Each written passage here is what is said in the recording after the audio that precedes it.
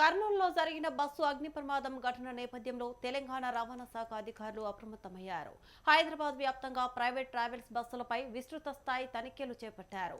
నిబంధనలకు విరుద్ధంగా నడుపుతున్న పలు వాహనాలపై కేసులు నమోదు చేయడంతో పాటు కొన్నింటిని సీజ్ చేశారు. ఈ ఆకస్మిక తనిఖీల్లో ప్రైవేట్ ట్రావెల్స్ నిర్వాహకులు బెంబేలెత్తారు. రంగారెడ్డి జిల్లా బండ్లగూడ వన అధికారులు ప్రత్యేక డ్రైవ్ నిర్వహించారు.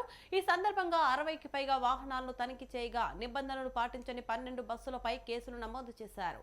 సరైన పత్రాలు, భద్రతా ప్రమాణాలు లేని 8 బస్సులను అక్కడికక్కడే సీజ్ చేసి సమీప పోలీస్ స్టేషన్ కు తరలించారు. మరోవైపు సంగారెడ్డి జిల్లా ముత్తంగి ఓఆర్ఆర్ ఎగ్జిట్ 3 వద్ద రాజేంద్రనగర్ పరిధిలోని గగన్ పహాడ్ వద్ద కూడా అధికారులు తనిఖీలు ముమ్మరం చేశారు. ముఖ్యంగా ఆంధ్రప్రదేశ్ నుంచి హైదరాబాద్ వస్తున్న బస్సులను ఆపి సోదాలు నిర్వహించారు. బస్సులో ఫైర్ సేఫ్టీ పరికరాలు, మెడికల్ కిట్ల లభ్యతలను క్షుణ్ణంగా పరిశీలించారు.